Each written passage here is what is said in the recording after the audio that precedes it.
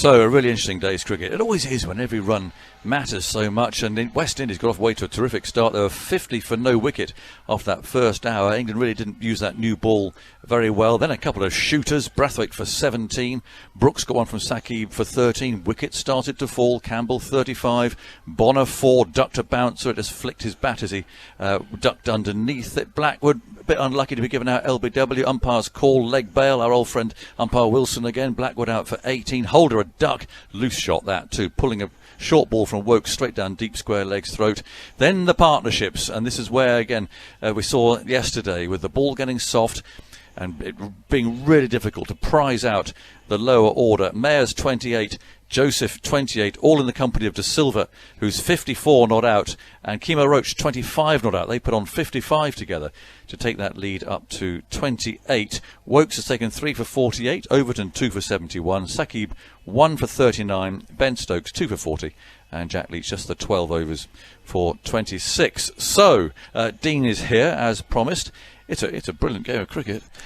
It's been absolutely fascinating. It's been a riveting contest, and as it so often is when the ball is largely dominating the bat, and that's what's happened over the first 2 days, apart from the final session on both 2 days. Yes. And I think that probably the West Indies lower order took their guide from what Saki Mahmud and Jack Leach did for England and really applied themselves. I thought that Alzari Joseph in particular, he's a guy who incredibly talented cricketer, but he likes to play his shots. We saw the way he got out shows you he likes to play his shots, but I think the way he kind of reined himself in and really played for the team over the course of that partnership of 49 with Joshua De Silva was crucial, absolutely crucial. Until the end. Until the end, yes. It ended in rather ignominious style, but do you know what? I kind of think he'd earned the right to have a go at one. But look, it was just a really competitive and determined performance from De Silva and Joseph, and then again with Kemar Roach. And you always know that when the England team start getting a bit frustrated, get a bit narky out in the middle, and things aren't going their way, then the opposition are kind of doing a good job. So that's where we're at. You know, still quite evenly matched. Plenty to play for on day 3 onwards. So yeah, I don't know which way it's going to end up, to be honest. It's almost, West Indies top and middle order didn't collapse, losing 7 for 44, but the runs added at the end almost entirely mirrors England's innings. It'll be really interesting to see how it is come, say, Sunday, the 4th day, which it feels probably as if the West Indies will be having their second innings, then chasing whatever target England managed to set tomorrow. But you've got that new ball, which is difficult. Then it seems to get a little bit flatter. Then you've got the soft ball, which is not only difficult to get people out on, but actually also to hit runs. I mean, they get that horrible sort of cloth sound as the bat hits the ball. It doesn't really go anywhere. So that last day, if England can get set a decent target tomorrow, it should be a real nail biter, actually. Yeah, it's got all the hallmarks of being a bit of a classic. It just depends really on how I think things start. The first hour tomorrow, because I'll be honest with you, I don't think England's opening attack have bowled particularly well with the new ball at any stage on this tour. They've fought sort of manfully and been full of effort, but you need more than effort out here, and I don't think they've bowled particularly well for the West Indies to get away. They're allowed to leave a lot today, whereas the West Indies yesterday bowled so tightly. Exactly, and that's the frustrating thing about it, is that the skill of being an international cricketer is the ability to adapt on the different surfaces and conditions that you're faced with.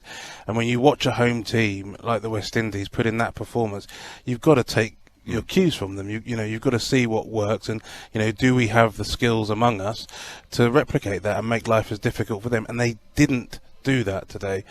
So the West Indies got away to a very decent start until they worked out that actually getting the ball on the stumps and in line with the stumps, the pitch will do the work for you, whether it's shooting along the ground or sideways movement. The pitch will do the work, but you've got to get it in the right area, and they only did that for that middle portion of the game.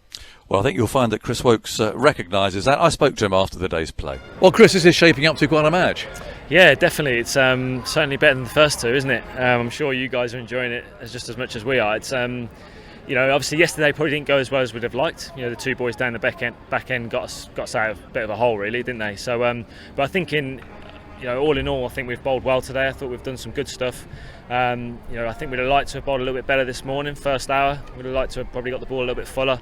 But I think when the wicket has shown that there's little bits in it, we've bowled well on that wicket today, and to get them out down, I think is overall a decent effort. Yeah. It's a low-scoring match, probably. Were you worried at the end of that first hour that there were 50 for no wicket?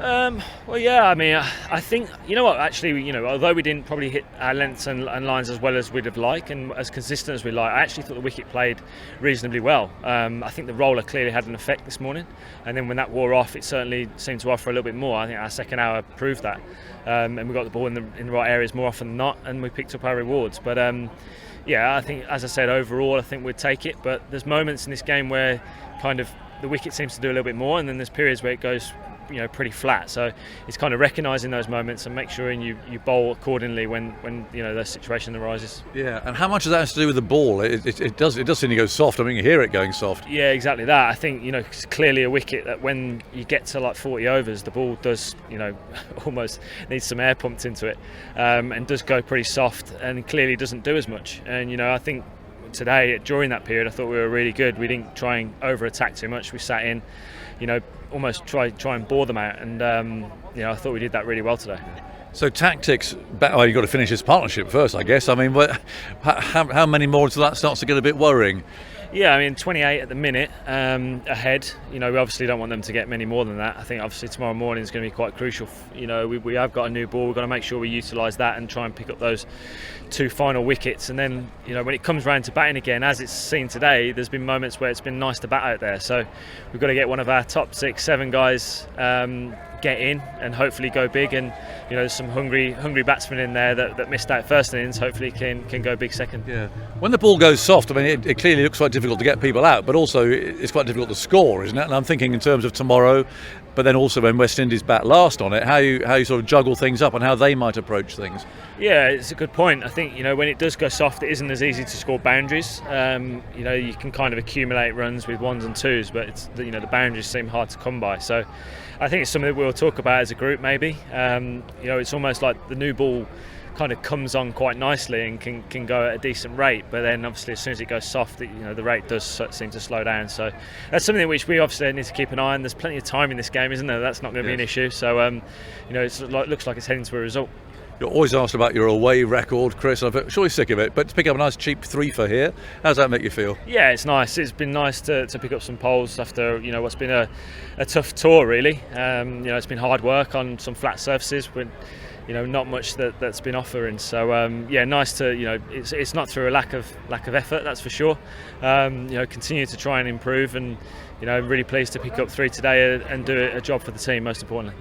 That's Chris Wokes talking to me after the play had finished. 3 for 48 he finished with from 20 overs and 6 maidens, but recognising they didn't get it right in that first spell. And I found myself in my report for the morning, Dean, saying, would Broad and Anderson have made a difference? Of course they would. And they would. I mean, they'd have bowled well on here, wouldn't they? I think so. I think they'd have been much quicker to work out exactly how to be successful out there. Certainly, Jimmy Anderson, you can imagine just wicket to wicket, a little bit of movement, and you get your rewards. Broad in different bounce too. Absolutely. Yeah. I did think, in all fairness to England's bowlers, in that middle period they did both tighten things up and cause a bit of a threat. They went to the short ball tactic, which doesn't always work, but on this occasion it really did. You mentioned that Jason Holder played a particularly poor shot. I actually thought that was really smart bowling. You really cramped him for space there, Chris Wokes. But why take it on? You got Ben back.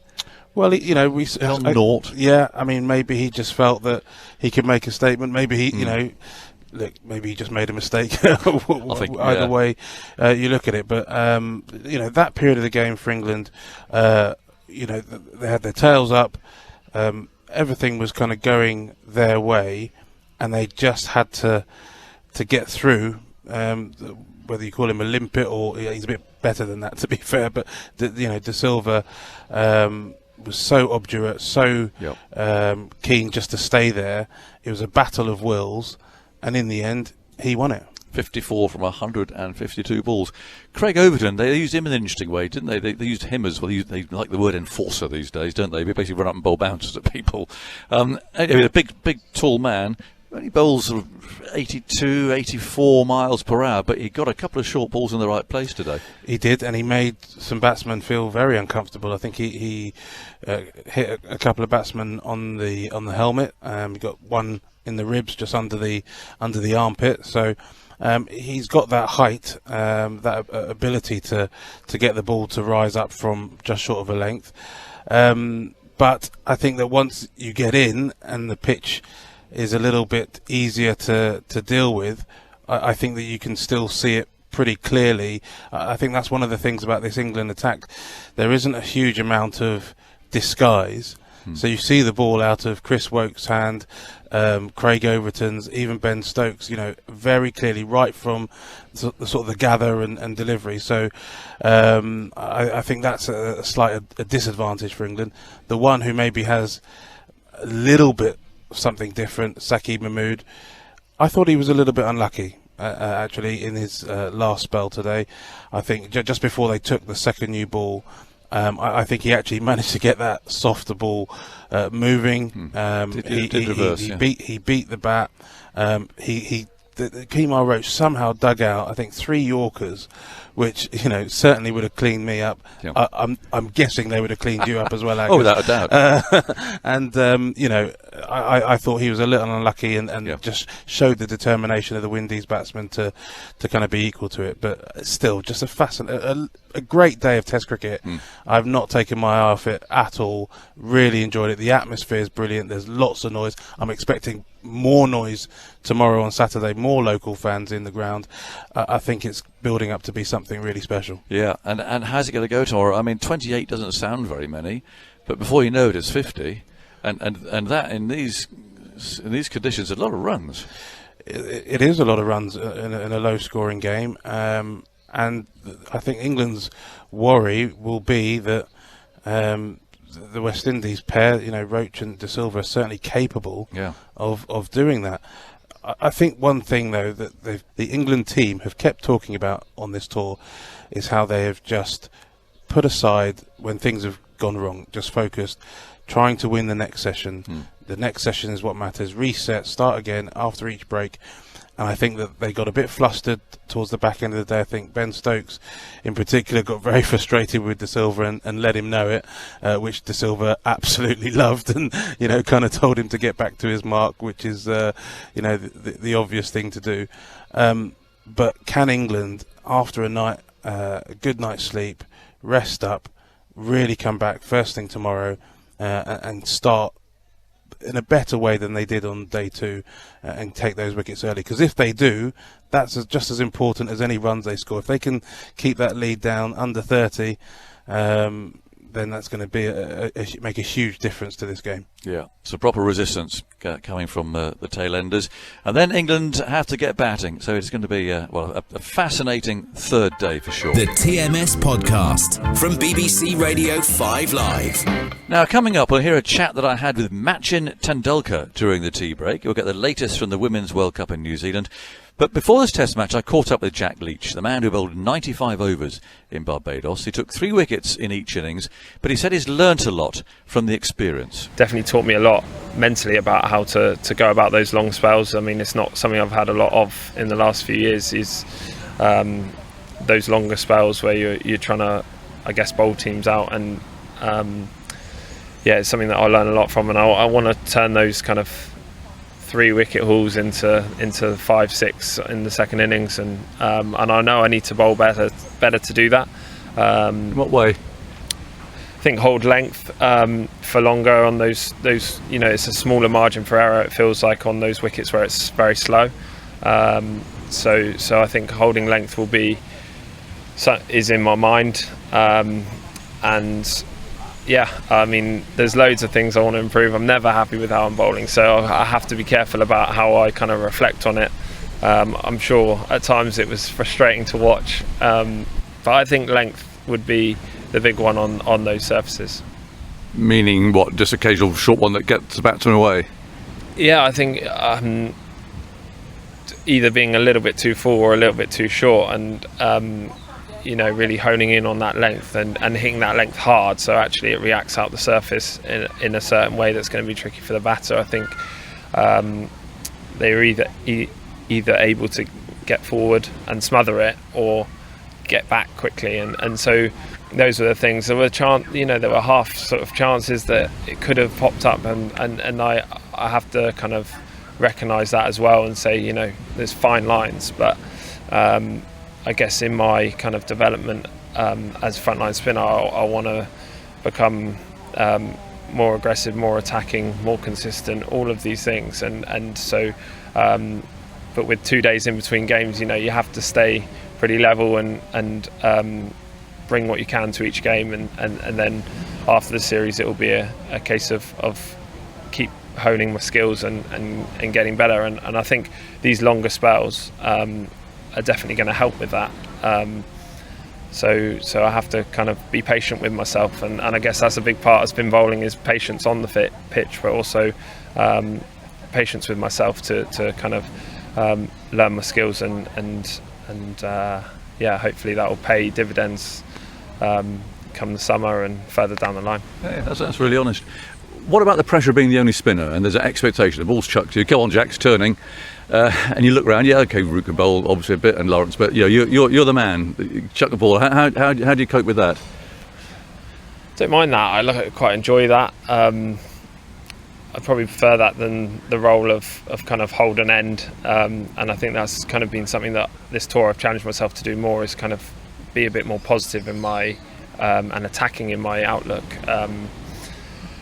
to look to take wickets early, and it doesn't mean it's going to happen, but just that mindset of trying to be on the front foot, definitely, and trying to fizz the ball down there and attack the batsman. That's kind of how I'm trying to look at things, and so that role of trying to play a big role in the game and frontline spinner, I really want to do, and it's something that I'm trying to improve all the time, and I think I've had experience of that with Somerset a few years ago now, but and I think I learnt about the pressures of that, and that it's not necessarily always going to go your way, but I don't mind that, but I thought Loza actually bowled really well, and he is the way the ball comes out of his hand. I wish I could bowl like that actually. He gets a lot of overspin and bounce, and so that's exciting for us as well, and he's obviously batting brilliantly as well. So there's Jack talking to me a couple of days ago. He's such a deep thinker, isn't he, about the game.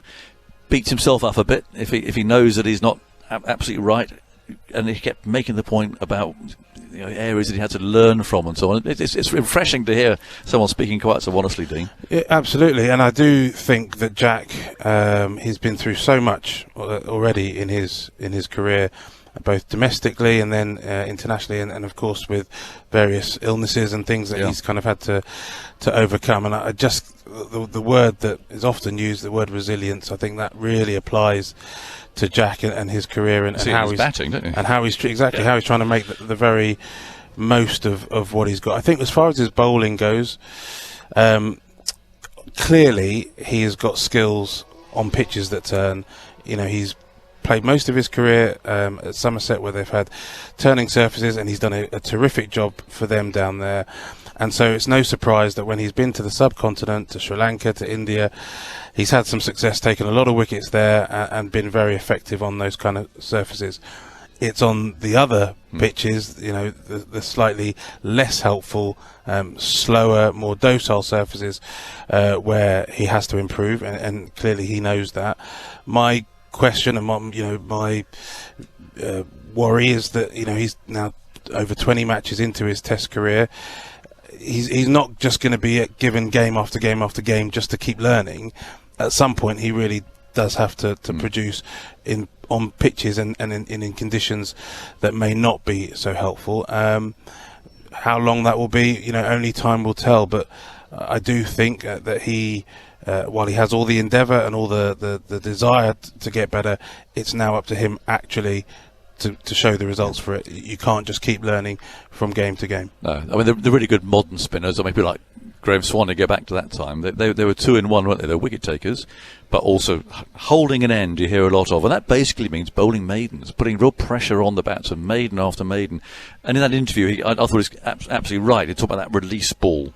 Just gets the length wrong once or twice and over, and dink, it's knocked away into the leg side or the offside, off the back foot usually, and there they go, 1 run, 2 runs, and it's not creating that pressure that's what he really wants to do. You can hear him talking there about that. And that is a skill in itself, the ability to bowl 6 good balls in the same spot and not leak those runs. I'm also, you talk about Graham Swan, I'm also slightly curious about Jack, and maybe it's just one of those things, but I don't see him necessarily creating sort of those half chances, those sort of DRS chances where you go up to the review, the half forward LBW, the half forward, the ball just kind of just challenging either edge of the bat. At the moment, it just seems to me that the batsmen are quite happy and quite easy. They find it quite straightforward to get bat on it and not have that LBW as a kind of danger zone, which obviously has been a great boon for finger spinners since the introduction of DRS. So, yeah, look, I've got nothing but admiration for Jack. I've said that before. I hope to see him play many, many more games, but obviously, it's about the results out in the middle. Yeah, not much for him in this game, I don't think, but looking at the pitch. Dean, thanks so much. And, of course, Dean is back again tomorrow.